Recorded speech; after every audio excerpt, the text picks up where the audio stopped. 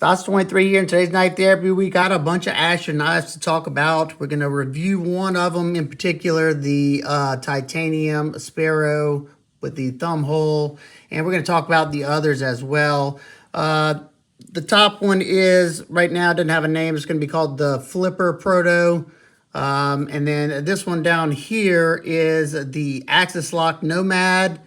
And this one is going to have a late February drop, tentatively, of course. And this one right here is going to probably be around April or so. So definitely keep your eyes open for these.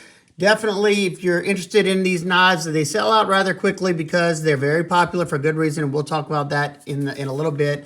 But if you're interested in one of these designs, sign up for their email reply list or whatever so they can let you know whenever a drop's about to happen. I got an email confirmation saying that this was about to happen the other day. I haven't figured out how Asher quite does it yet because their prices are remarkable. These two knives come in at $125, and just wait till you see what you get and wait till you see how they perform. Real quick, we'll get the specs out of the way for the thumb hole Spiro. Total length of 7 3/8 inches, so it's in that medium size range. I love this size range. Blade length of 3.24 inches. A grip area from here to the back right here of 3.7 inches. Scale thickness from here to here of 0.41 inches, so it's in the thinner side. You have a close width in the pocket from here to here of 1.30 inches. Blade stock thickness coming in at 0.098, so it's nice and thin, thinner than a bug out. That's going to help it slice very, very well. And the behind the edge thickness on this particular knife is around 16 thousandths, sharpened at 16 degrees per side. That right there is the recipe for a super performer. The only difference between these two that I've noticed is, and this is a proto, I think, of this knife, maybe not, is of course the thumb stud and the fuller. Now, because it has that fuller, you could use that to reverse flick it if you want, or you could use that thumb stud. So it just depends on which one, appeases to you more. The thumb stud is pretty much out of that cutting path, so you're not gonna have to worry about that. The blade length on these two, the cutting edge at least, are, let's see if I can show you this, are pretty much identical. There you go, right there. The only other differences that I noticed is that this handle is just a hair longer. It's not a whole lot longer, but let me see if I can show you that. Let's see. If you line that up to that, you can see that little bit of difference. The pocket clip on this one is a little bit shorter. The blasting on this one's a little bit darker. And other than that, I don't really know of any differences. They're pretty much identical. Both S35 VN steel, both have that same grind to them, about the same exact height. Both are nice and thin behind the edge. Both are sharpened at about the same. Yeah, that same tip there. So we're gonna put this one away because this is the one I did the testing on. All right, let's take a closer look at this one. You have this beautiful drop point blade, kind of like a leaf-shaped blade that is going to be good at just about anything you cut with it. That point right here is almost below that pivot, so your belly's not going to be super abrupt. It's going to be excellent for cutting on a flat surface and doing cuts in hand. You have a nice stonewash finish on both of them. Like I said, S35 VN stainless steel, which is good to go, and we will be testing that in just a second. Your point is nice and precise for piercing and doing, detailed drag cuts. If you're going to use that tip to lead through material, it's nice and thin up there, so it's going to pass through material nicely. You have a well-executed sharpening coil that clears that plunge, and you're going to have quite a bit of sharpening light before it starts to widen up in the back. Excellent job there. The jimping is functional. However, I do think they should have brought the jimping out. I'm not a jimping guy, so it doesn't really matter to me, but I think it would have been a lot better to have the jimping out to about right there, to where your thumb lands. Mine is catching just the last two jimps right there. I don't really grab the knife like this. But like I said, that's not something that bothers me in the least. You have a mid-height flat grind here. Nice flat right there for fixed angle sharpening systems. This comes down, like I said, to a pretty thin edge. And the biggest thing is that the edge bevel is also thin. Edge bevel coming in at 16 degrees per side on this one. That should slice outstanding. Now, of course, if you're somebody who heavy uses your knives and you have one of these, you might want to lay that back to about 20 degrees just so you don't roll over that edge easily. But if you just do normal cutting task and you want something that's going to slice excellent, this should be outstanding. Why don't we find out?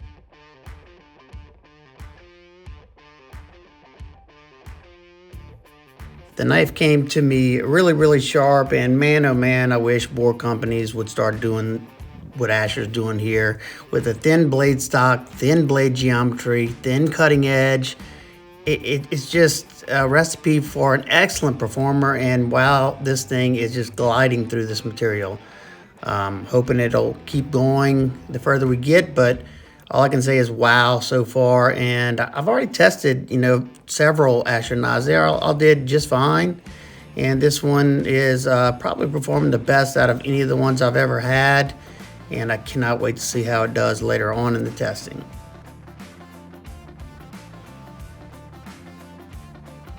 Now we move on to the Pine 2x4 to test out them ergos and kind of see how that edge is still doing. I already knew this thing could make the fine curls, so I'm going right into the more powerful cuts just to see if there's any hot spots. And for the most part, super comfortable. It is a thinner handle, so it may start to fatigue your hand after a while. But the only thing that I really noticed whenever I really bear down hard is the lock bar relief cut. It has a little bit of notch right there that I felt. It wasn't terrible, but just something I want to note. Yeah, this drop point blade is going to be perfect for just about any kind of cutting you're going to do. These flat cutting surfaces, that lower tip makes it easy to do drag cuts, easy to do pull through cuts. The pinch grip was comfortable. I felt locked in, and it was just making short work of everything I was putting in front of it. I mean, I wish you could feel the amount of pressure that I was having to push through this tubing, which usually takes a good bit of force to get it started, but not this one. It's once again accredited to that thinner blade geometry, thinner edge angle. All that stuff matters so much whenever you're, doing a lot of cutting or to make it easier. You can get it done with thicker stuff, but it's just so much easier when you have that thinly ground blade, and even more so the edge bevel. The edge bevel, that matters so much if you want it to be a super slicer like this one. You want it in that 17 to 15 degrees and under, but then if you're going to be a more heavier user, then you might want it to be at around 20 degrees. Now, up until this point, the edge felt great. Now it's time to see if it has any bite to that edge on this 1/2-inch twisted sisal rope. And just look, watch how it's cutting this. Literally minimal pressure. That forward area near that tip is nice and thin. Still has a good bit of bite to the edge. And just wait till after your first sharpening. It's going to be even better than it was from the factory.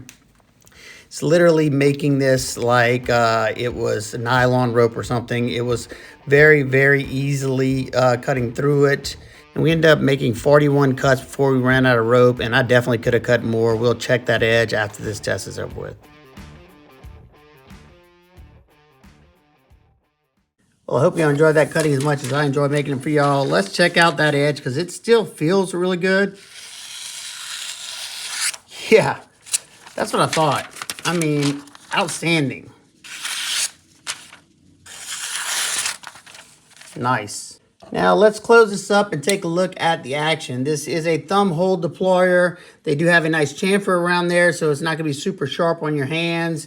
Easily reverse flick it, comes out with authority, riding on ceramic bearings and a ceramic detent ball. Nice action. It's a light blade, so a couple of shakes and it goes to its home. You can also slow roll it if you like, or if you want to thumb flick it, you can do that easily. And as well as left-handed also. I don't know, I'm not a, yep. All right, let's close it up and take a look at the handle area. You have the Asher branded pivot. that is countersunk and pretty much flush. You have this black aluminum pivot collar right there that I think looks nice. It does sit up just a hair, nothing that bothers me. You have countersunk flush pan head torque screws, T8 on the body screws, T8 on the clip screw. The only thing that's T6 is the lock bar insert, which that's not something you should have to ever mess with anyway. Now, your pocket clip's a stainless bent, completely deep carry clip that is left or right-handed adjustable. Now, the one on this thumb stud version, I like it a little bit more because it has a little bit more kick up here than this one. This one works great in my lightweight shorts because they're thin, but whenever it's going over the lip of these pants, it did require a little bit extra pushing.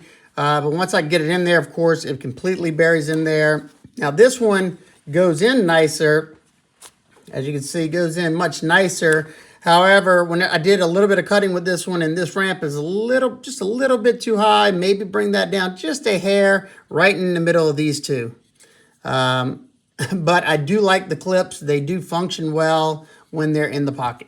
When it comes to these three, they all have the same length. It's a little bit shorter than this one. But however, these two have not much clearance, so I'd like to see that ramp come up. Like I said, in between those two would be perfect. These titanium scales are flat, nice stone wash on them with the blasted, so they're a little bit darker. Got a nice chamfer going around, so there were no hot spots and no sharp spots. It is a little bit thinner in this area, so after prolonged cutting, you might get a little fatigued in your forearms, a little cramping, but it wasn't that bad for me. You have a geared titanium backspacer that does sit a little bit proud, and you can feel it. May give you a little bit extra grip there. I didn't really notice it. And a hidden lanyard post. Excellent job there. Of course, I would love to see the lock bar relief cut on the inside. Then you wouldn't have to worry about it, you know, getting bunched up with your materials of your pants or anything. This thing feels pretty darn lightweight. It's got a ton of skeletonization. Hopefully you can see that on the show side scale and on the lock side. They skeletonized it as much as they possibly could. Let's check it out on the scale. All right, we're going to pop a weight on all of them in ounces. Let's see, 3.3 ounces. Outstanding on the thumb hole version. 3.7. So that was a little bit heavier because you got the longer scales and, you know, the hole cut out of the blade. The Proto flipper, yeah, super lightweight as I expected, 2.8 ounces. And the Axis Nomad is 3.49 ounces. This is going to make an excellent, excellent work knife. Now let's take a look at the lockup. This one is sitting at around 40, maybe 50%. Absolutely no play side to side, no up and down whatsoever. Very, very nice and solid. And that goes the same for the rest of them. I checked them all. Now, the lock bar access isn't the best on this one. It is flush with the show side scale, but they do have a nice chamfer there on both sides. Very nicely done. So I can get it done. It's not uncomfortable. It's just not as easy as I would like. But I was talking to Asher, and this one right here, I was telling him how much I loved the lock bar on this one. So both scales are flush, but they have a little hump right here for the lock bar, as you can see. Let's see, it comes up a little bit higher than the show scale, and it has this nice little texture and softening. This is perfect. And he informed me that all further runs any of the titanium ones will have it done like this. So that's awesome, awesome to know. Very, very nice. Love that. Now for some quick size comparisons with the Axis Nomad and the Proto flipper. Proto flipper is a little bit longer than both of these. And it looks like these are pretty darn similar in overall length. Next up, we have the Ontario Rat Model 1 and 2. It's in the middle of those. Next up, we have the Spyderco PM2 and Para 3. It's in the middle of those two. However, you have the same cutting edge as the PM2. Lastly, we have the Hogue Ritter RSK and Mini RSK. It's in the middle of those two as well. All right, now we're going to go through my nitpicks and complaints for each one of these. We'll start with the thumb hole Sparrow. I think it'd been nice if they would have extended the jimping just to about right there. So if you're actually going to be able to use it, you know, where your thumb's going to be landing, because it's nice and functional. It's nice and grippy. It just needs to be a little bit longer. Not something I care about because I don't use the jimping. And something we talked about, the lock access being flush. It's not terrible or anything, but it's nice to know that they're going to start doing it like this. I think that is excellent. So that's also being addressed. And maybe lifting this up just a hair in between these two. This one's a little bit too high, kind of catches my palm, and this one's a little bit too low. And like I said earlier, of course, I would love to see the lock relief cut on the inside. It would have kept it much cleaner looking, and then you wouldn't have to worry about where your material, your pants is in compared to this retention point on the clip. All right, when it comes to the Axis Nomad, only thing on this one is maybe extend that jimping on this one as well.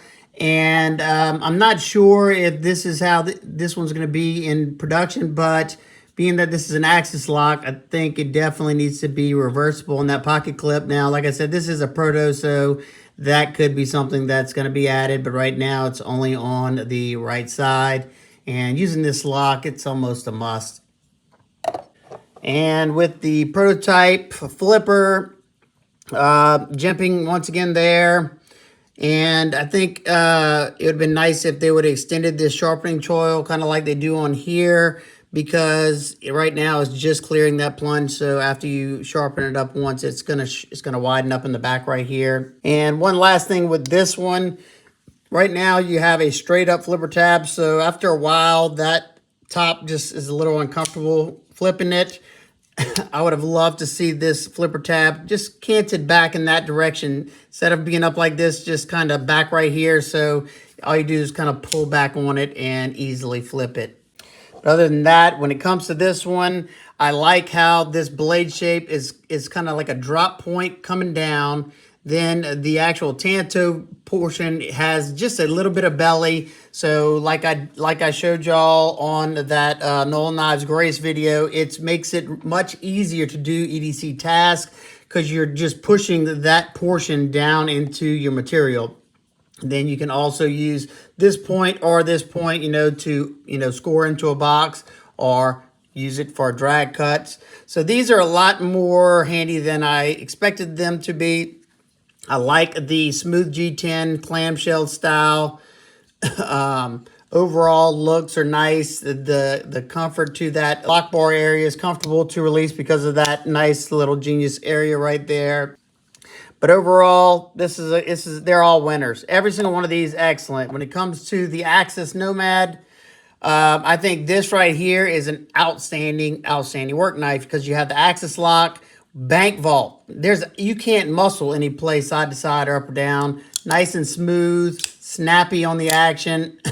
You can kind of get to that fuller to reverse flick it, but it's much easier just to go to the thumb studs and reverse flick it. Easy to access those thumb studs on the left side as well.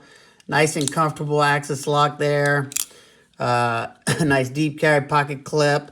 And they did such a good job on the finishing work. You could barely see the G10 seam right here.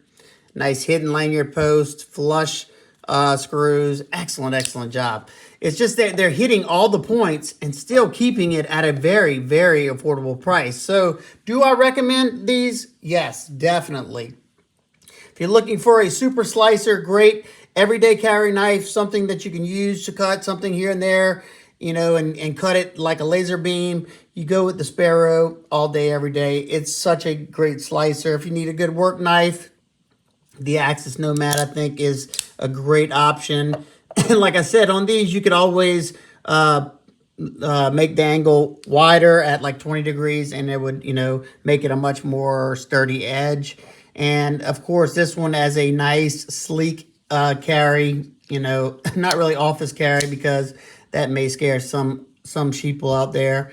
But overall, a great little EDC package because it's nice and thin, lightweight, and easy to carry.